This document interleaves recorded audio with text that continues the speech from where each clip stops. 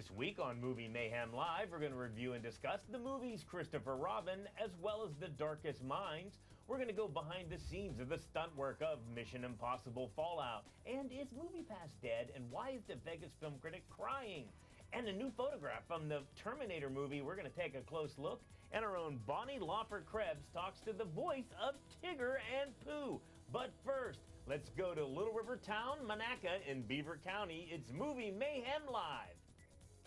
Hey, I'm Chuck the Movie Guy. Good afternoon, evening for everyone. Hey, look, I'm Chuck the Movie Guy. Look, there's Pooh. Sorry, it doesn't get old. You know something? We got a really, really good show for you today. And again, I got to do a little housekeeping right off the bat because I want you all to call in. I want you to become part of the show. And it's very, very simple. You're on the Facebook page right now.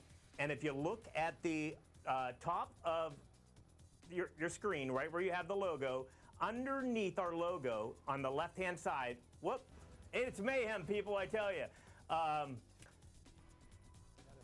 There it is. If you look right there, you're going to see a like. All you got to do is click on it, and then you'll have updates. And then, if you do the contact button, you can be part of the show. All you got to do is put your name right there, your email, and of course, just click on the button, and then you have, you're part of the show.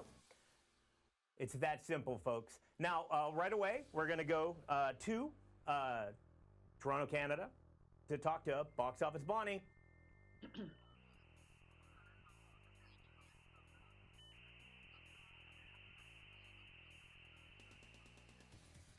Hey, Bonnie.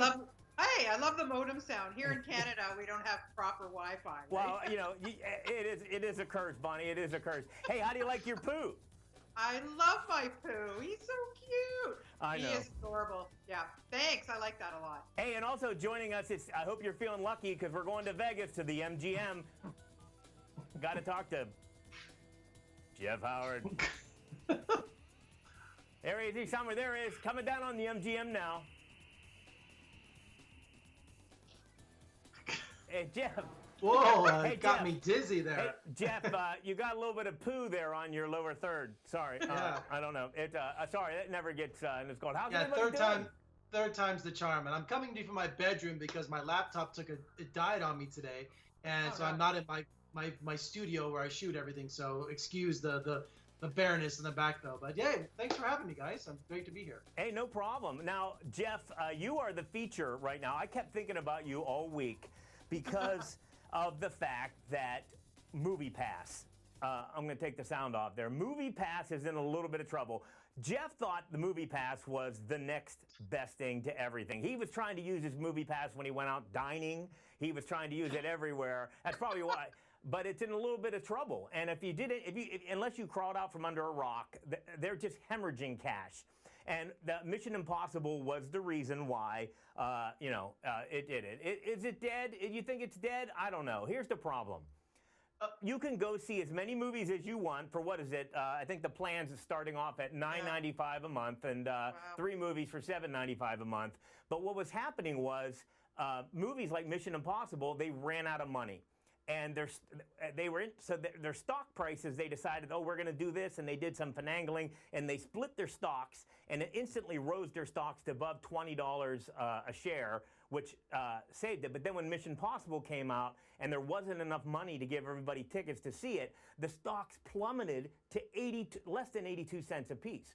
And then what happened was they borrowed money and they scared everybody, and the stock prices actually went down to as low as 20 cents. Now, why that is important is I don't know how many days it is, but if your stock goes below $1 for an X amount of days, you get taken off. You're done, and it no longer becomes a public trading thing.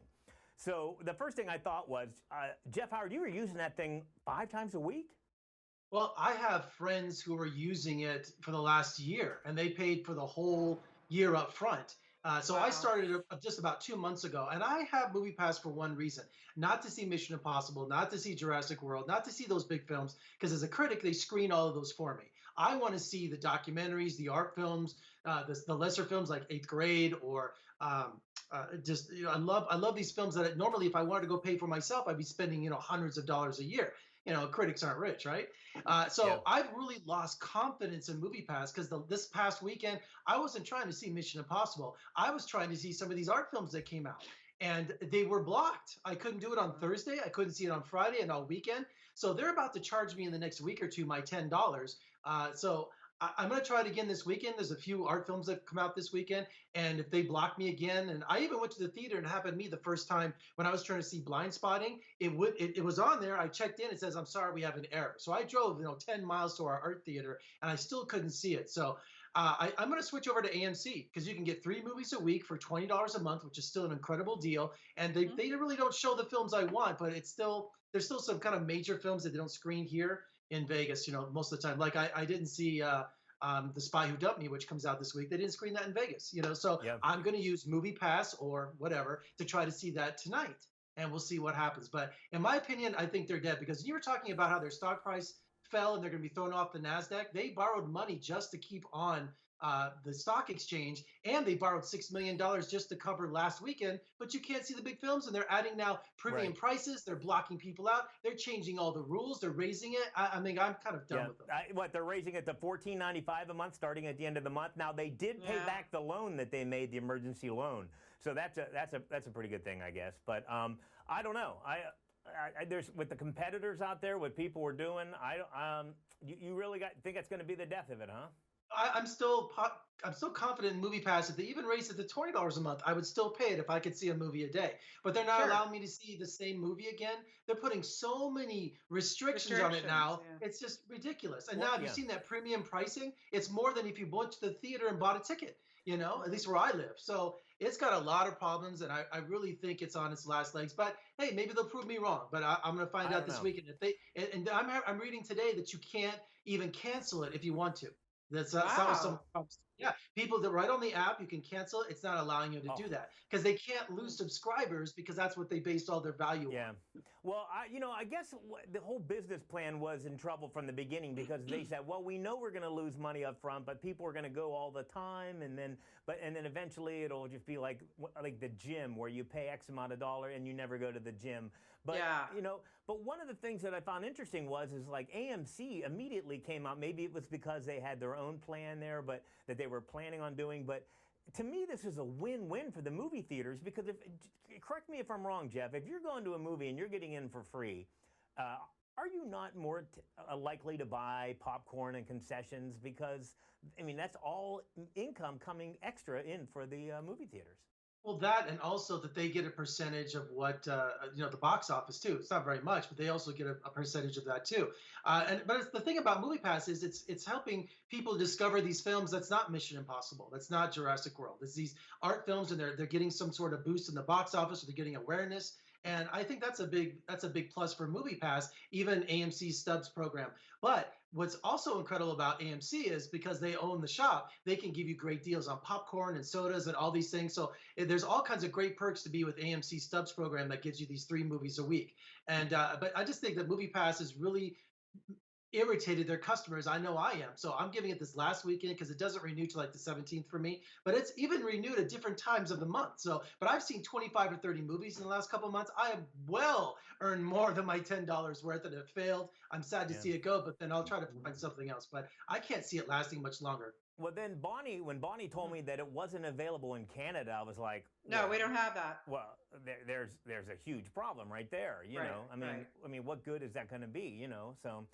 All right. Well, I think it was a good idea getting people out to the movies, but yeah, I also agree. I think it's going to be gone. Probably file for bankruptcy. What do you think? How many more months are you going to give? Well, what it's done is now pried the door open for a new way of going to the movies, the subscription service, whether it be Netflix or Hulu or whatever you wanted to call it. It's something that really struck with the public. So I think the theater chains and the studios have to get together and start to kind of figure this out because I think that's the future. It really is because people, most people don't see what my best friend in the business, they own Cinema Score. And he told me the average person only sees 1.2 movies a month.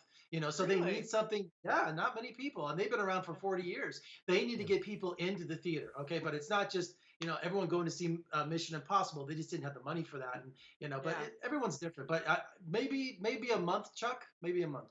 Yeah, and I mean, after summer's over, though, I mean, movies start drying up, and they don't pick up again until the holiday season. So, I mean, there is a chance that if they could just get over this little hump, that with only having one release every 2 or 3 weeks, major release, that as wants to entice people to go to the movies. Schools are starting around the country now. Ours Yeah. in Vegas starts in 2 weeks, and I read back east they're starting. This is Monday. Yesterday Yeah. was their first. Monday was their first day. So I think maybe that will help because whenever I use MoviePass, especially on the weekends, and I'm doing the automated little ATM machine for tickets. I don't want to bother the box office. Right. I see nothing but teenagers in front of me. They're all getting their tickets. So I think you may say just drop off considerably the usage of it once school starts. Okay, next up, now, if you're a fan of the Terminator series, they released a photograph of the Untitled Terminator movie. The women of Terminator, I guess they're trying to, hey, everybody, look, we have little all these women. enticing. Right. Now, if you here's the photograph that just kind of broke the internet. Everybody was talking about it. Now, I thought we would take a little look at it. I don't know if you guys saw it. If you not, take a look now. But let's take a little bit closer look. Using our scientific zooming technology, what the heck is Arius Motors? I noticed that right off the bat. I think this, what is this? A new company that they're working for. Right. Yeah. And then I thought, well, this is the future. Women are fighting Terminators. They need to wear earrings and have their hair and makeup perfect, obviously. Of course. Yeah. Of course. And, of course, you must have the latest in fashion accessories at the same time. But one of the things I found, and this is obviously delivered, but Sarah Connor, she has no reflection in her glasses. Whatever they're going up against, they want to keep that from us. So I thought that was interesting. But one thing is, first of all, in the middle there, you see this is Mackenzie Davis. Now, if you don't know who Mackenzie Davis is, right away, I want you to stop watching this podcast, go download Halt and Catch Fire, all the seasons, because she is a tremendous actress, and that's a tremendous show, and you should be watching that. I mean, that is an androgynous pic of her too.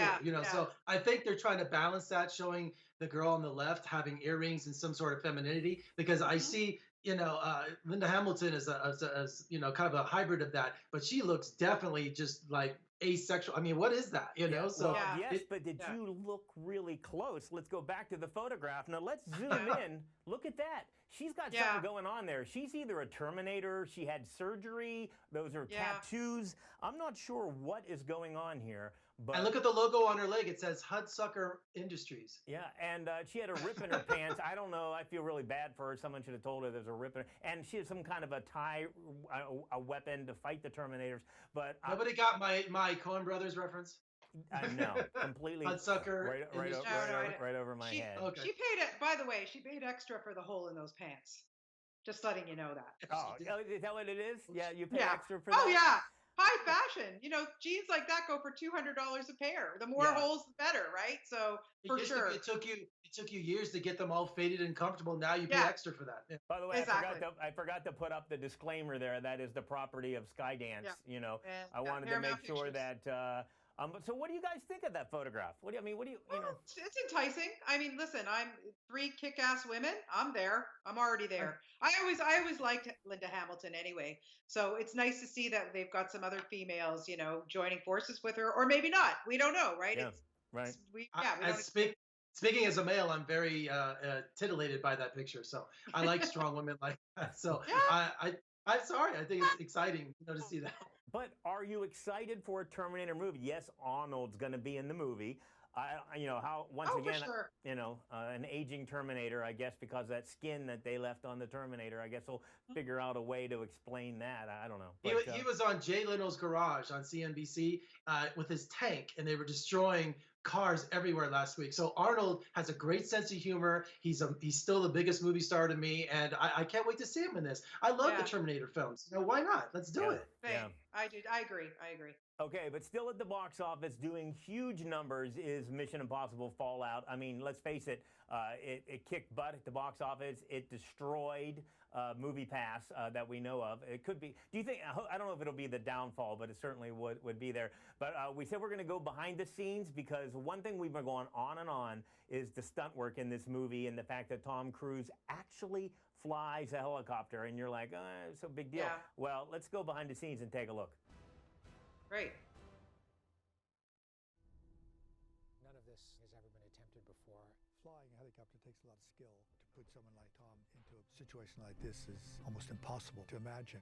He came to me and he said, we're going to go to Airbus and we're going to learn how to fly a helicopter and be a 2,000-hour pilot in a very short period of time. It takes something like 3 months of 8-hour days just to become a novice helicopter pilot. Tom needed to work round the clock to reach the level of skill the sequence needs.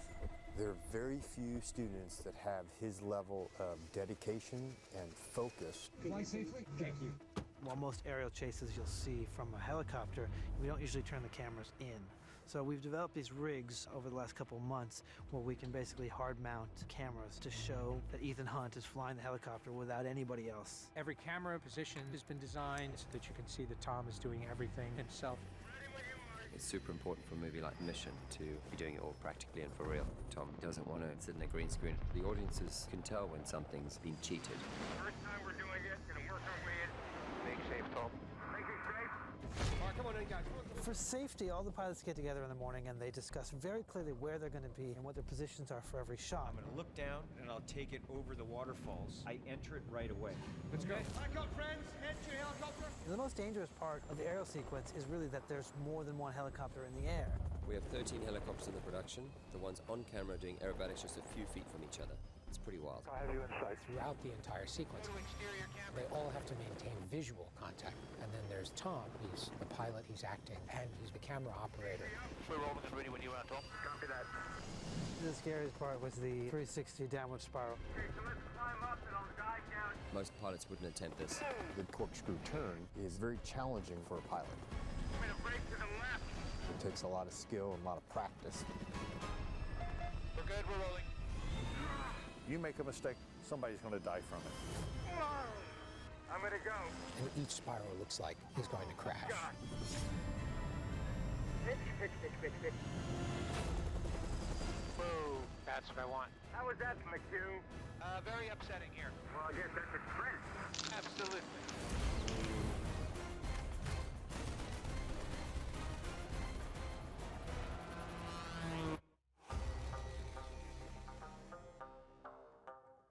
I don't know about you guys, but I want to go see this movie again. I mean, Yeah, he's mad. He's crazy, but we love him. I want to have his baby.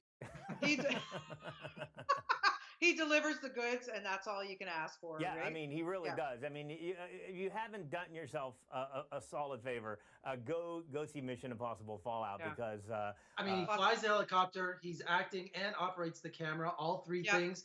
Yeah. I mean, that just watching that, as a studio executive, I'm a nervous wreck going, what? For I mean, sure. I can't believe something didn't go wrong, but he's not just hovering and moving place to place. You know, Yeah. he's diving and doing all these things. I mean, and it just when look you at his see reaction. the dive in the movie, and you actually heard Yeah. the director, he goes, "How did you?" And the director's like, he was nervous, and Tom's like, "Well, I guess that's a good print then," you know. Yeah, Because, I mean, in the history of the world, we've always, nobody has ever done this. I mean, it's, No. And you know what? I think we can all agree how much we all hated The Mummy. And Yeah. I just love, we need to give them extra chances. You know, I hate Yeah. there's one strike and you're out because The Mummy was one of the worst films ever. It was But you terrible. know what? You just got to have confidence in Tom. But it Right. was huge overseas, Jeff, and aren't they Mhm. making a sequel? Did I hear because of this success? They once canceled again? the whole Dark World, whatever that whole universe was. So I don't know. Oh, I well, think Universal went unscared. I mean, Jack Reacher was a huge flop in the United Right. States, but it was so big overseas that they made another one. So I who like Jack knows? Reacher, the first Yeah. one. Yeah, I know. Yeah, yeah. It wasn't too Agreed. bad.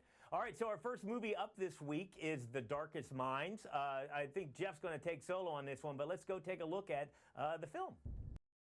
All right, well, sorry about that. There we go. Now it's, hey, I got to tell you, watching that, this is my thoughts, because first of all, before Jeff speaks, I would like to say, I was going to this movie, and then they canceled my screening.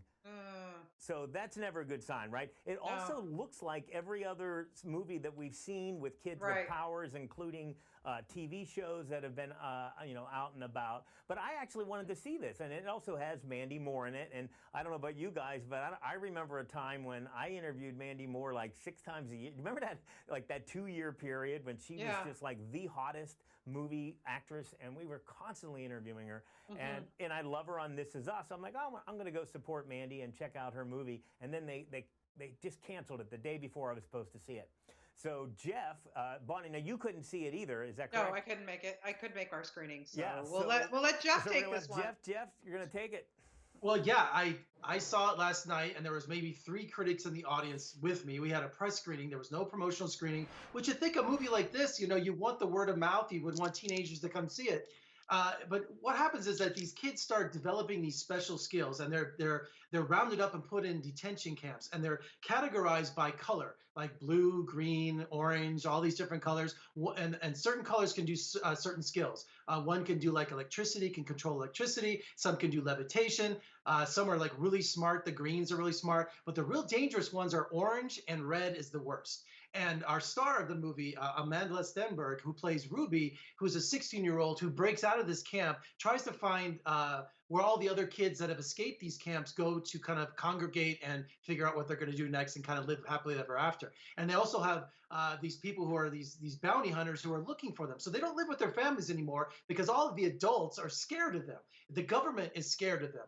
So what's really corny about this movie, it seems like a CW pilot for a television show. It's Divergent meets the X-Men. So the movie really makes no sense after getting a really cool beginning and establishing all their abilities and all the danger to it. When they escape, it becomes this awful Maze Runner kind of parody that just doesn't go anywhere. It really doesn't. It's some really bad acting and also just the story. It just doesn't go anywhere. I hated this movie. I mean, this is a movie where it just kept going. As it went on, it got worse and worse and worse, and nobody liked it. And I can see why Fox, That's too of bad. all people, this is 20th Century Fox, who just threw it out there and said, okay, don't say anything, just throw it out there. And they left it open for a total sequel and a series, but it's not going to go anywhere. It's awful. It's terrible. Oh, wow. That's something, too bad. I mean, I had a feeling it was going to be bad, but I didn't have a feeling it was going to be that bad. So, Jeff, since you saw the A pop up, or I was having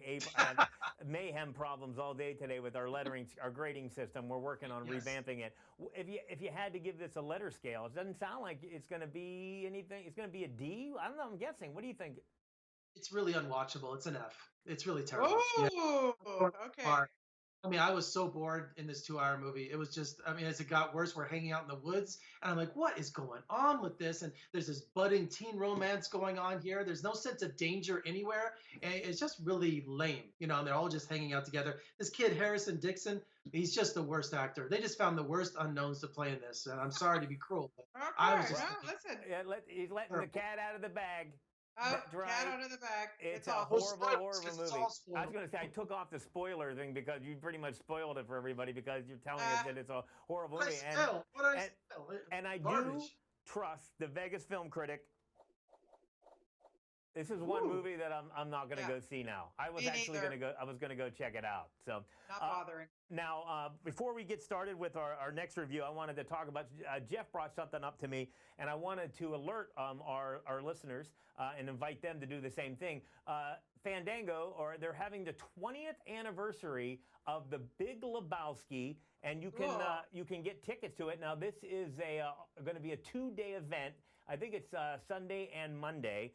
But check your theaters. It's from Fathom of Events, who puts on all these live events. Fathom Events, but you can go to Fandango and find locally where the theaters that are playing. And what's really cool is one of my favorite things in the world is I have a bowling pin signed by the Coen brothers. Wow! No way! Check that out. I do this here. Yeah. So this is one of my favorite things in the world. And also I do cosplay. So I found this on eBay from China. This is the shirt the dude wears. Yeah. In the movie. And, I wear a double X. I'm a stocky guy. And in China, a double X is actually a large. So I complained, and they sent me another one. It just arrived. It's the same size. It's the same size. So I can't wear this to the theater. I can't do my Big Lebowski thing because it looks like I'm popping out of it. All right, so then you're going to go. Oh, absolutely. Okay. And I saw it at Turner Classic Movie Film Fest in April, and Jeff Bridges came out and spoke like an hour and a half before the movie with Ben Mankiewicz. So I just watched it the other night too. So I'm going again. Yeah, all right. Absolutely. So here's the deal. I'm going to go too. We invite you to go and call in and talk about it because I have some questions. Because one, you're going to be a little shocked. This is a pop culture blind spot. I've never seen it.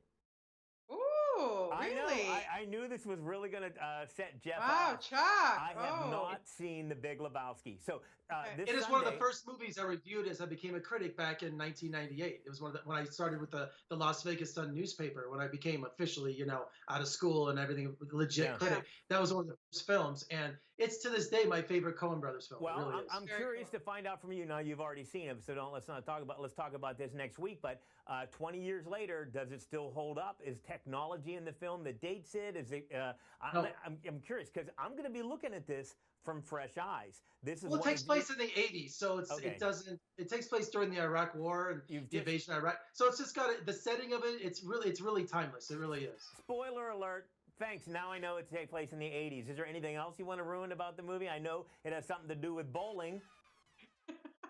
Someone dies. One of the actors dies. A character dies that dies in every Coen Brothers film, just about. So how about that? He's big and he's Lebowski. He's the dude. He's the dude. Well, oh yeah. Because it's been an embarrassment for me for years. Because people would be like the dude, and when we would go to interview Jeff Bridges, everybody would be talking about the dude, and he would.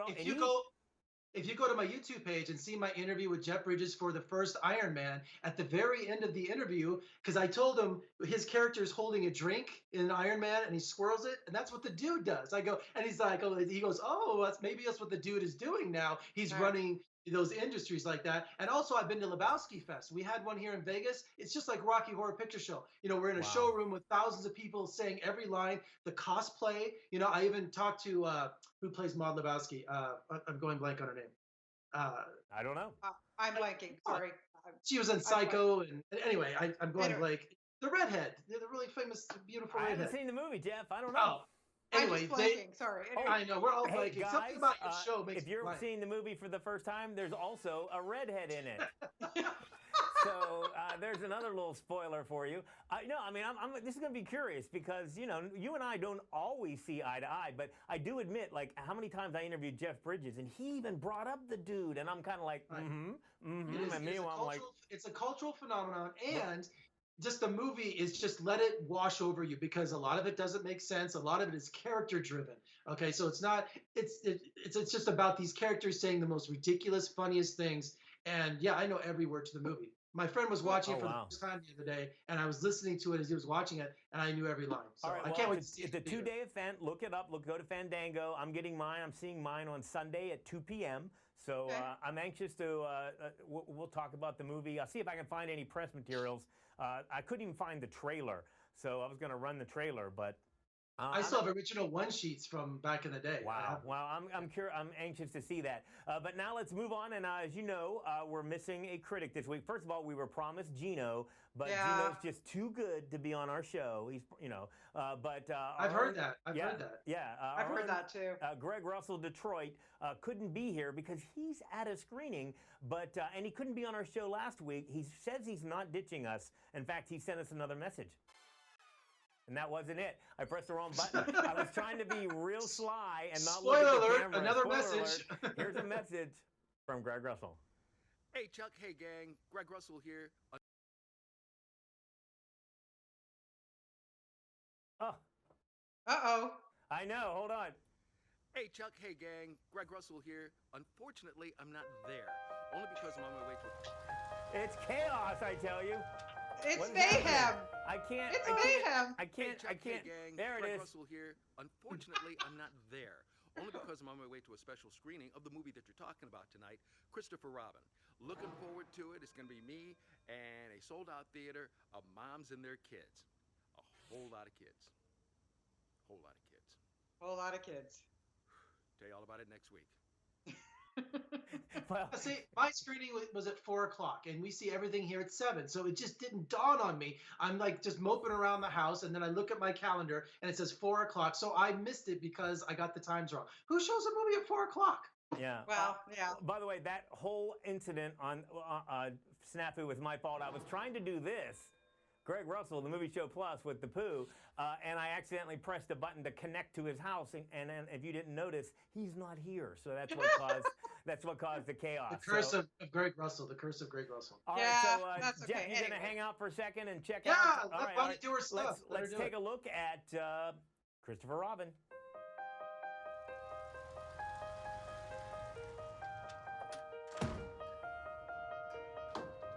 I'm sorry, I got held up at work. You'll be working this weekend? Well, it can't be helped. Father, I never see you. Your life is happening now, right in front of you. I am sorry, Madeline.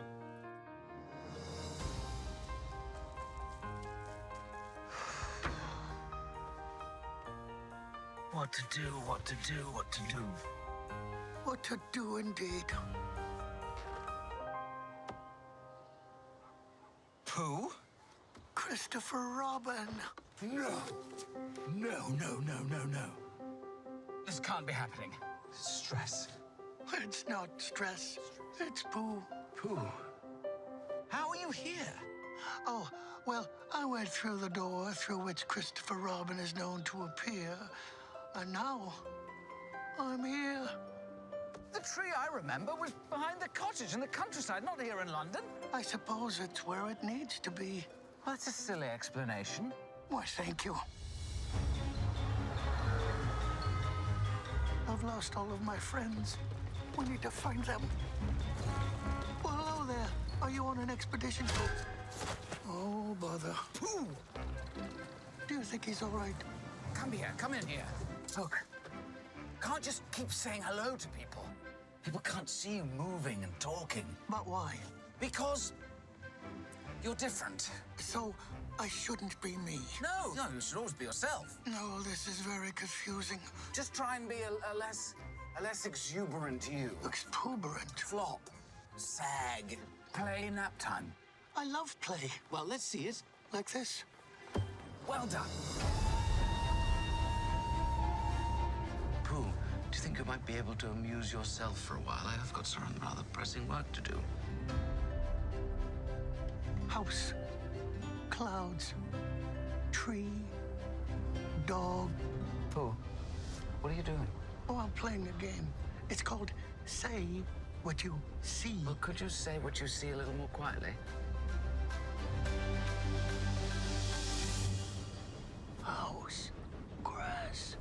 Trees. Oh, I'm sorry, this compartment is rather full.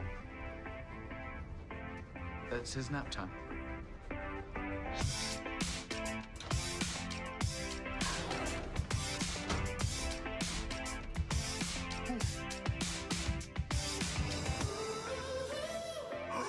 Christopher Robin! You're back. Exactly. He's giant. Oh, and he smells a little funny.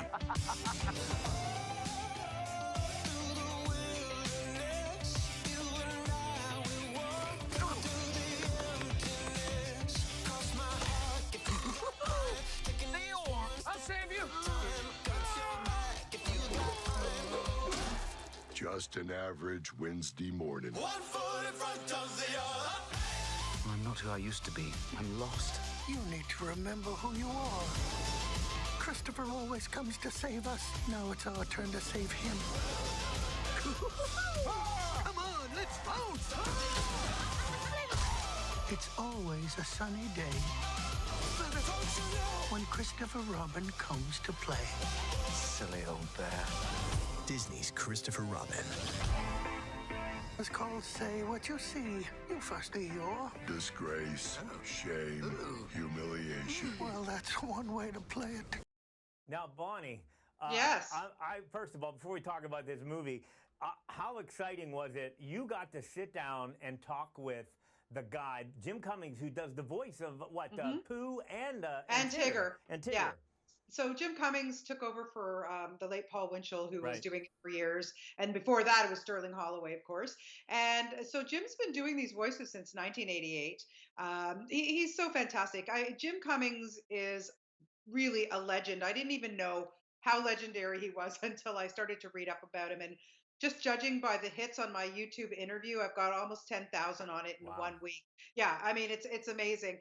He is such a lovely man, but he also does Darkwing Duck. I mean, he does close to 400 other voices. All right, well, so, we got your interview. Let's take a look at your interview. Yeah, so let's hear my interview.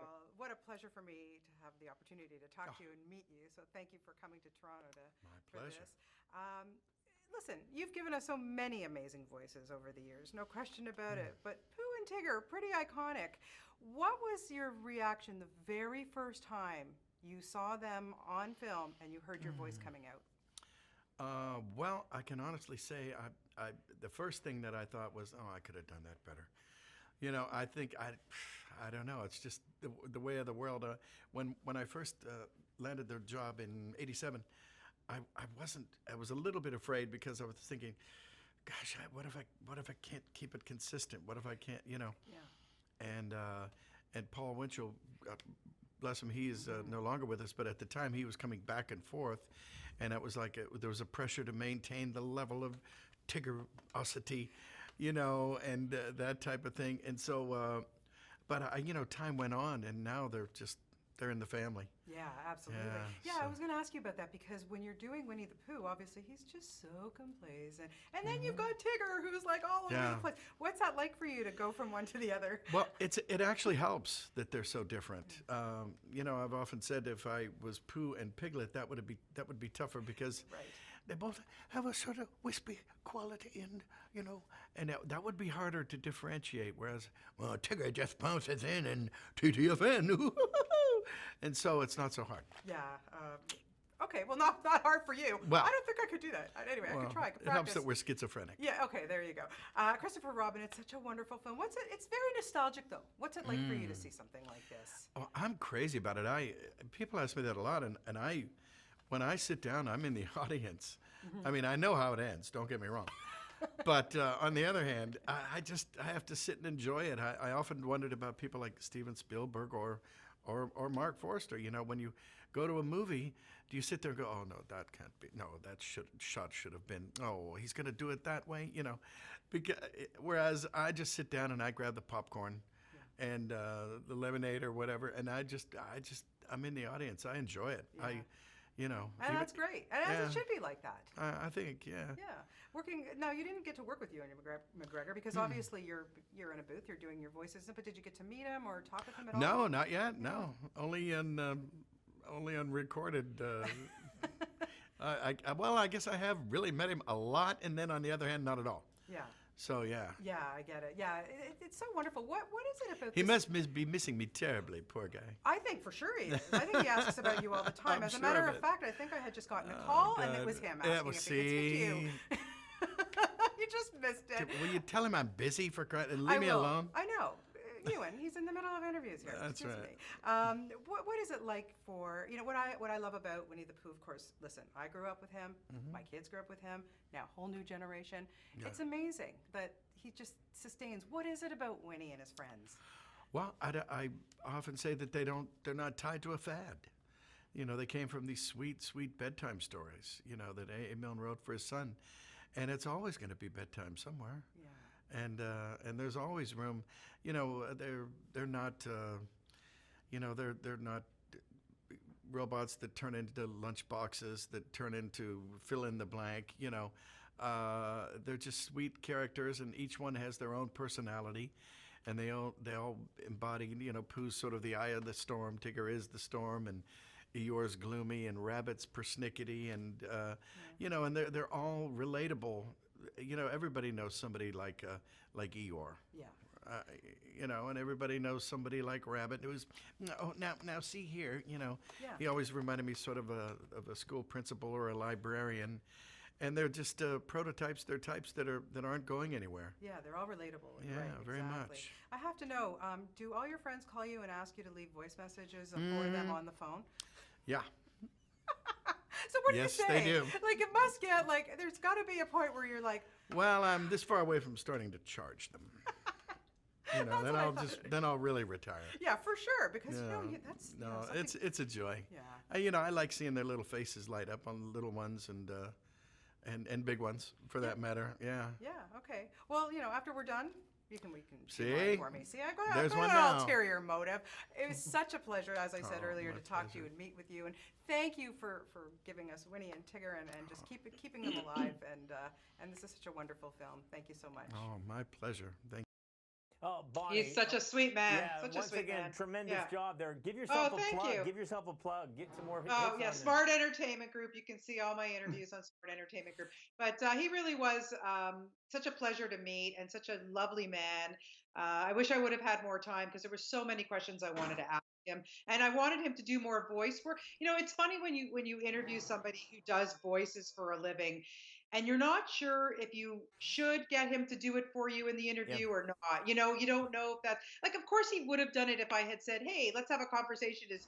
But you know what? He just did it for me, a very small point, you know, as you heard, and it was enough. It was great, you know? Well, you know, I don't know. I was going to ask you if you actually did get the message on, you know, the your voicemail, because I did that I'm once. joking. Oh, yeah.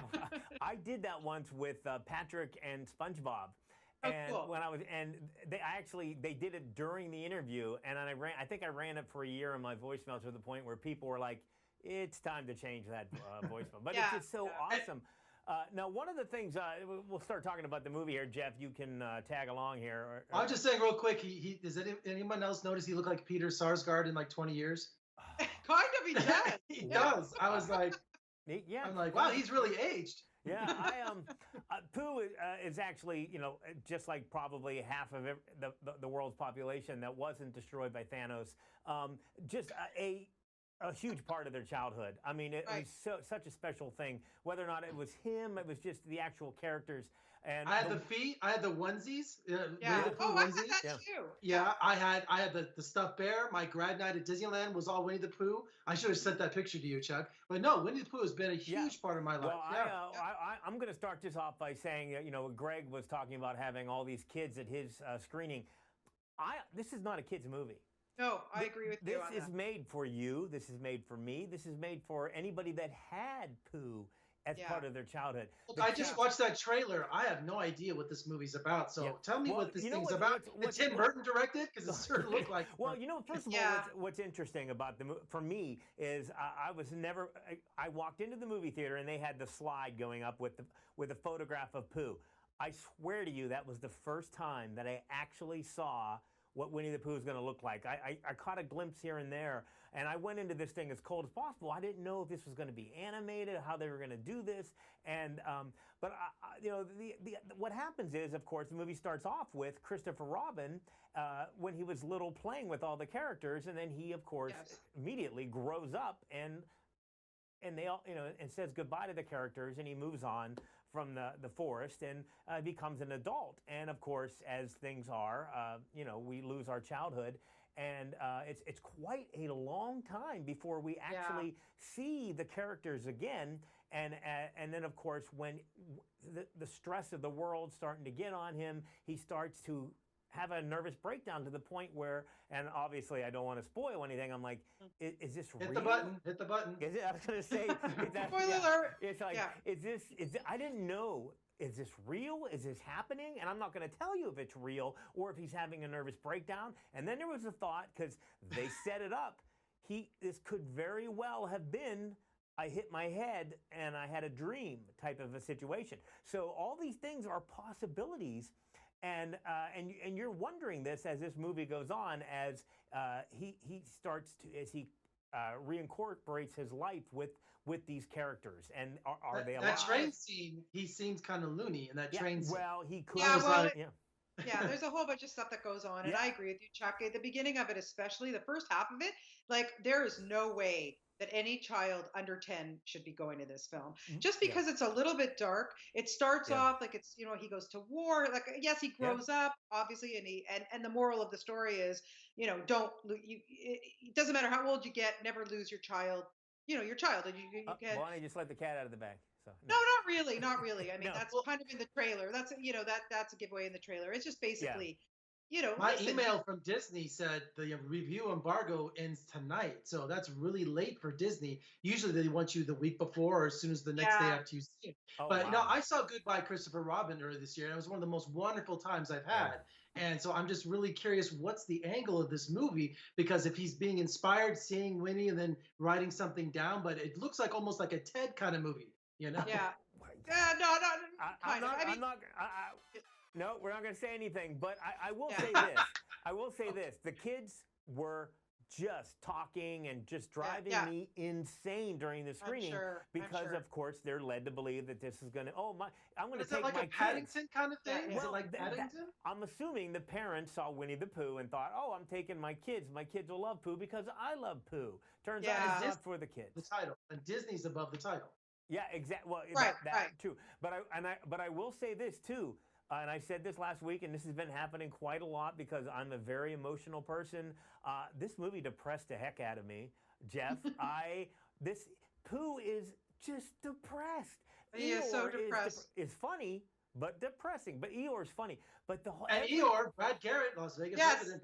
Yeah, Brad Garrett. Yeah, it's funny. I saw an interview or just something with Brad Garrett recently, and he goes, "They won't let me do the junket because I'm so wild." And I'm like, I get that. Well, he did it for Finding Nemo. It was one of the best interviews I ever did. He's great. He's great. Oh yeah, he's the best. But yeah, I agree. Every time Pooh opened his mouth and said something, I wanted to cry because it was so sad. I was like, I feel so bad for this bear. I feel so bad for this guy's life is so depressing. He's ignoring his family and doing, all the things that are important in life. And I know that there are life lessons. This is a Disney movie. Yeah. I'm sorry. But I'm he's telling kind you, of Charlie Brown in this movie. I needed a hug. I needed a hug during this movie. I was just like, oh, this movie is depressing me because I'm thinking back on my childhood and how I used to love watching the Christopher Robins, and I want to go back to those days when life was so simple and all that stuff, when we used our imaginations and and all that stuff, and they do a tremendous job with the book-turning animated pages in the beginning of this movie. I just loved I loved the movie. I'm going to come out and say that, but it depressed me, and I couldn't figure it out until the end. And I don't know if I was completely satisfied at the end. I was. Okay.